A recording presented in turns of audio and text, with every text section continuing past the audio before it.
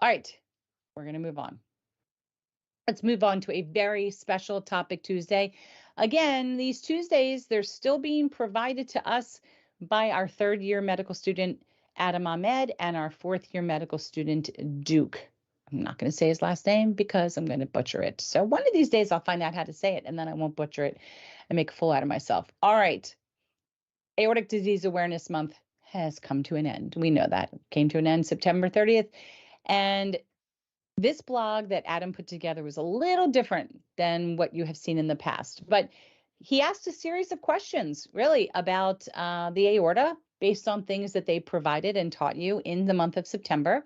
And let's get into it. We actually chose a winner off of Facebook, but we're going to talk about these questions and then we're going to get into the answers. So I think the questions are right over here. We can talk about that with the answers. Let's see. So September 5th. I'm going to cover the answers for right now, even though I think Molly might know the answers. He wrote a post about Aorta 101. So what are the 3 layers of the aorta? Do you remember? Are you Well, asking me? I was asking you. I mean, I've Oh. only read through the Audible of the guide. Probably I mentioned know, it a million right? times. The intima, the media, and the adventitia. So good. Round of applause for you. Yes, that's exactly what it is. Yay. All right. Tunica intima. Your mic just cut out. Did No, not. no, it's back. It's back. Okay. That Here was we go. weird. That was weird. So strange. All right, Aorta 101. What is the official name for a leaky valve? The official name for a leaky valve? Hmm. When it's leaky, Drawing a blank. it it will regurgitate. Oh, I know that word. Okay. You do know that word. Yes, that's when people refer to a valve that is leaking, it Regurgitation. is regurgitation. Right. When it comes to well, he put here thoracic abdominal aneurysms. So that I think is a misprint because I'm going to look at that right now. I Molly's caught throwing him on answers up. this. I caught him on this the very first time. He just Yeah. meant to say thoracic abdominal, I mean aortic aneurysm, but he pops in abdominal. So just know that he meant thoracic aortic aneurysm, a TAA. Hmm. Some of the risk factors would be for having a TAA. Molly says smoking, Yes, that's a bad one. That's a big one. hypertension.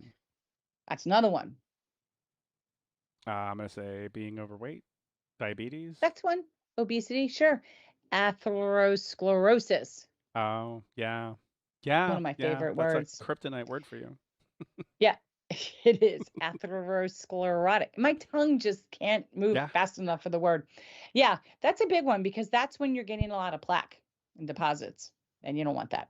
So those are all risk factors for developing a thoracic aortic aneurysm and not abdominal. Cross that word off. Don't look. Don't pay attention. Okay.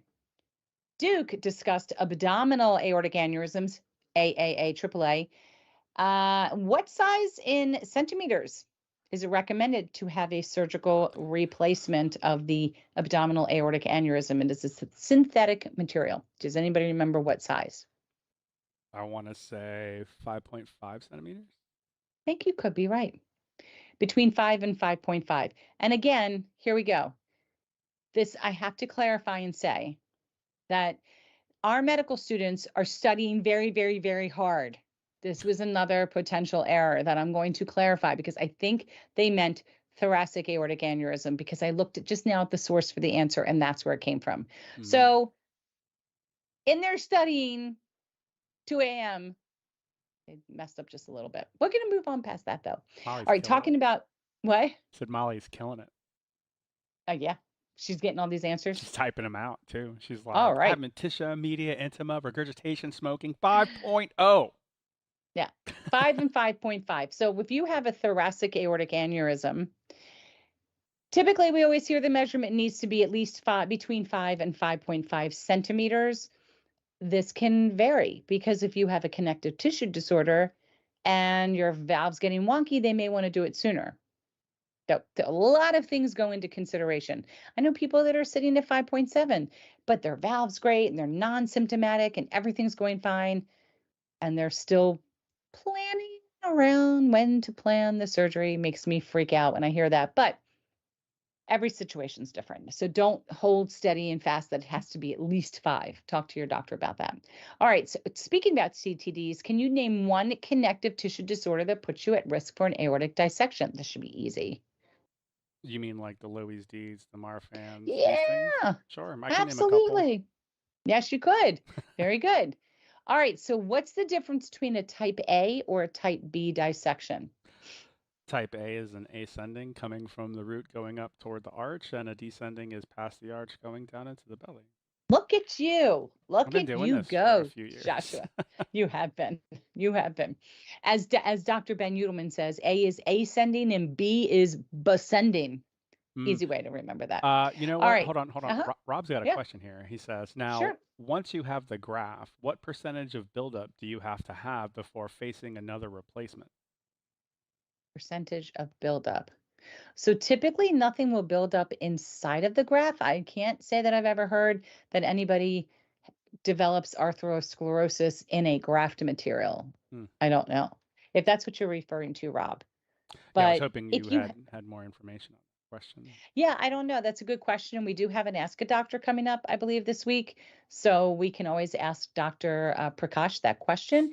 I will say that if you have any native tissue prior to that graft or after the graft, I suppose those areas of original tissue could build up with some plaque, and it would either produce stenosis, which would be the hardening of that portion, or it could produce an aneurysm. So I don't know. It's a really good question. I'm gonna write that one Hmm. down.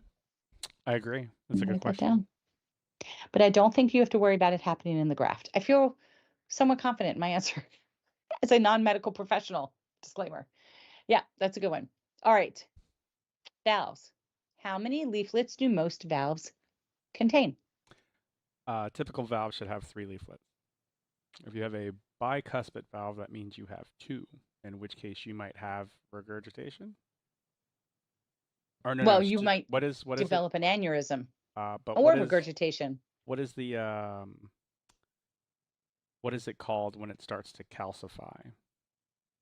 As would be stenosis, I think. Stenosis. And is Yeah. that a thing that happens with bicuspid valves? I think it can happen with anything, Oh, okay. but typically with bicuspid, you're going to end up with some regurgitation because it is only 2 leaflets, and that's going to cause an aneurysm. Sure. And same thing with a unicusp, which we don't hear of that often, but I have seen a couple. And same thing with a quadcuspid, 4 cusps, which I've only come across one person so far that had that. Wow. So never even knew you could have those. It's amazing. All right. Speaking of the aortic valve blog post, what are the 2 ways we could actually replace the valve? One of them can be done using a small cut in your groin, shoulder, or neck. What's the 2 ways you can replace a valve? Open heart surgery. Is that Hmm. one of them? And That there's is a one of them. word for the other one It that is. I don't even think I can remember. TAVR, Oh, thoracic aortic valve repair. I'm pretty sure. yeah. Because I think The TAVR is thoracic animation, endovascular. the Hmm? animation where they put the valve in and then just Yeah. pow, it's in. Yeah. It gets deployed. Crazy, Ba-ding. right? Pow. Amazing. Just kind of pushes your valve aside and just starts working. It's really Very cool. amazing. Very, They very just sew that cool. in. Yeah. All right. What are the 2 types of surgeons that can actually treat aortic disease? A cardiothoracic surgeon. Is that one? Mm-hmm. Yep. Um, and a vascular surgeon. Very No? good. Yeah? Yes. No way. Yes. Yeah? 2 for 2? So way. Yes. Very good. Absolutely. Look at me. I'm Ding gonna get a ding. B- on this test. All right. And some of the imaging tests that we use to diagnose aortic disease, what would be 2 of those 2 of that we those. typically use? An Hmm. MRI if you want to wait 45 minutes for your scan, and a Right. CT scan if you're in an emergency. True. Very good. And some of the other ways could be an echo or Mhm. a TEE, transesophageal echocardiogram.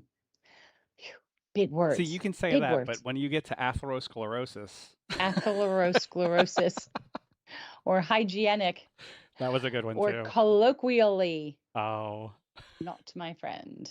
Not my friend. All right, very good. So those were our Tuesday. That was our Tuesday post. I love revisiting that. That was wonderful. And so happy that we have them on board to help us with some of these medical posts. We have a lot of things coming up from them. We're going to talk about what do some of these medications we just told you not to take, what do they do to the system? We've heard people ask questions like, what if I'm coughing too much? Can this impact an aneurysm I have? These are all very important questions. They make a lot of sense, and we're going to get some answers in the next couple weeks on these posts as we enter the cooler season of the I year. love that they decided to do trivia. These guys, These guys they're so go in good. the trivia. So It's good. awesome. Good stuff.